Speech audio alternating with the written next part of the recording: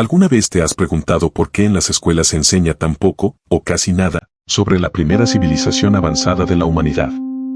Especialmente considerando que su legado sigue presente en nuestra vida cotidiana. ¿Por qué existe tanto misterio en torno a Sumeria, la antigua civilización de Mesopotamia ubicada en lo que hoy es Irak? Se dice que la primera gran civilización de la humanidad surgió de la nada en Mesopotamia, con conocimientos avanzados que parecían demasiado adelantados para su tiempo. Pero, según sus propias tablillas de arcilla, ellos no estuvieron solos.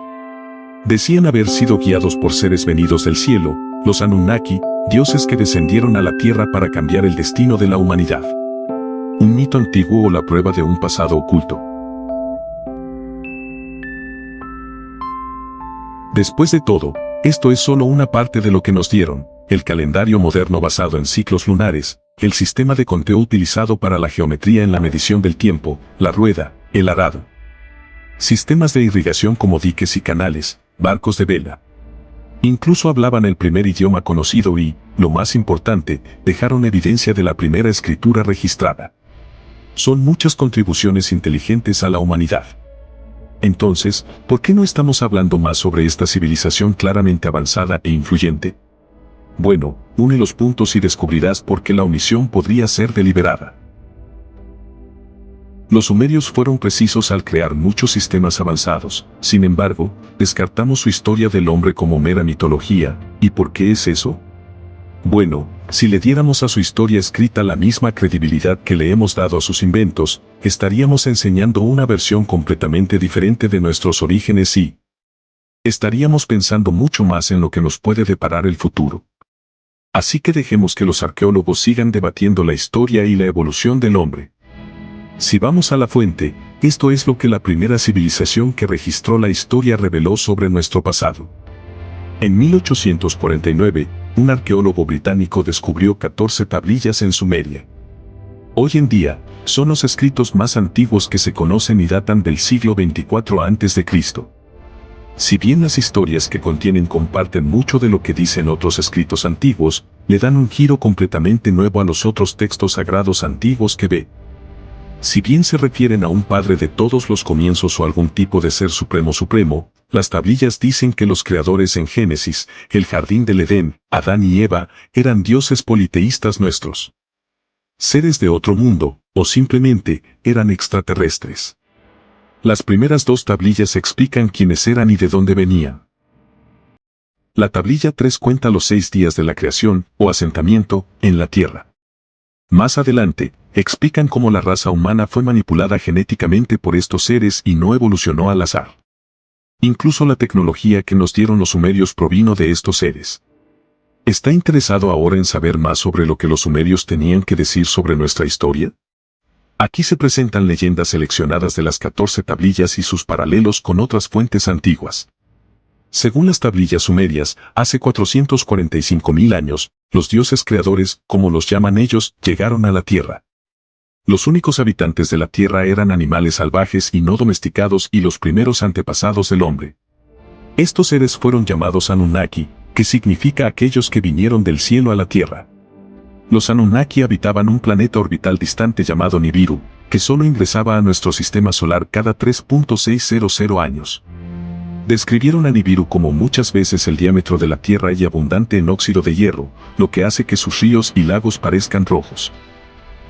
Ahora, una nota al margen sobre Nibiru. Según las tablillas, la atmósfera de Nibiru comenzó a deteriorarse y se convirtió en un lugar hostil para la vida, y para restaurarla, los Anunnaki necesitaban un elemento importante para su atmósfera: oro. Ahora, aquí hay algunos datos interesantes. Hay pruebas de que las nanopartículas de oro se pueden utilizar para reparar nuestro ozono dañado. Protegen de la radiación, lo que explica por qué la NASA utiliza láminas de oro en sus estaciones espaciales. Si bien la NASA actualmente tiene conocimiento de 8 planetas oficiales en nuestro sistema solar, ha habido mucha especulación sobre la órbita inestable de 2 planetas, lo que apunta a la probable atracción gravitatoria de una masa muy grande, que aún no se ha descubierto. Ahora bien, la detección de esta masa se remonta a décadas atrás, pero en octubre de 2017, la NASA publicó un artículo llamado La Supertierra que volvió a casa a cenar, en el que se afirma: ahora hay 5 líneas diferentes de evidencia observacional que apuntan a la existencia del planeta 9. Si eliminaras esta explicación e imaginaras que el planeta 9 no existe, generarías más problemas de los que resolverías. Claramente, existe la posibilidad de que aún haya otro planeta por descubrir en nuestro sistema solar. Ahora bien, cuando llegaron los Anunnaki, eran capaces de vivir vidas que duraron cientos de miles de años. Crearon un asentamiento minero al que llamaron Eriduk, Estación Terrestre 1, en el Golfo Pérsico, bajo el mando de un líder llamado Enki. Las tablillas transmiten, después de que la realeza descendió del cielo, estaba en Eriduk. Estos visitantes no estaban solos, trajeron consigo otra raza extraterrestre. Se llamaban los Igigi y trabajaban como sus esclavos. Los Igigi eran considerados inferiores. Servían a los Anunnaki extrayendo oro. A medida que las civilizaciones crecían, los Igigi soportaban trabajos agobiantes. Y estas historias son coherentes con las tablillas babilónicas del siglo XVIII a.C., cuando los dioses, parecidos a los hombres, soportaban el trabajo, llevaban la carga de los dioses era grande. El trabajo penoso, el problema excesivo. Los grandes Anunnaki hicieron que los Igigi asumieran el trabajo. Después de muchos siglos, los Igigi se rebelaron, creyendo erróneamente que podían vencer a estos amos opresores. Su derrota aniquiló casi por completo a su raza, dejando a los Anunnaki sin mano de obra. Incapaz de reemplazar a los Igigi, el gobernante de Nibiru, Anu, ordenó a su hijo Enki que diseñara genéticamente una nueva raza de esclavos. Una que fuera lo suficientemente inteligente como para realizar un trabajo complejo pero que aún así fuera subordinada a los Anunnaki. Sus experimentos se relatan en detalle en Atrahasis, se crearon muchas criaturas únicas. Enki finalmente logró su objetivo con éxito, y el resultado fue un híbrido genético entre los hombres de las cavernas de la Tierra, el Homo erectus, y los propios Anunnaki, este híbrido al que llamamos Homo sapiens. Las tablillas llamaron al primer hombre el Adán. En hebreo, Adán significa hombre. Los Anunnaki pusieron al Homo sapiens a trabajar en las minas y en otras partes de Mesopotamia.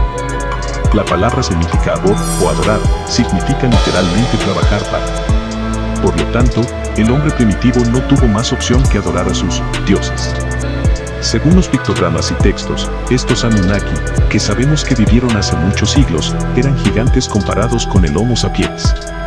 Ahora bien, como su principal propósito en la vida era servir a los Anunnaki, el Homo sapiens era, a cambio, educado en habilidades sociales, asuntos académicos y tecnología.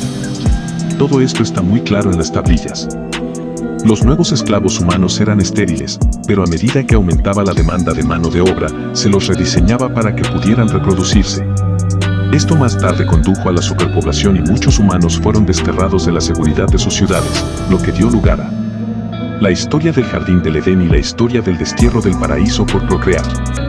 A medida que los humanos evolucionaron para volverse más inteligentes, algunos líderes Anunnaki se reprodujeron con estos humanos. Los niños que resultaron de estas uniones prohibidas entre razas fueron llamados los Nefilim, o los gigantes de la antigüedad.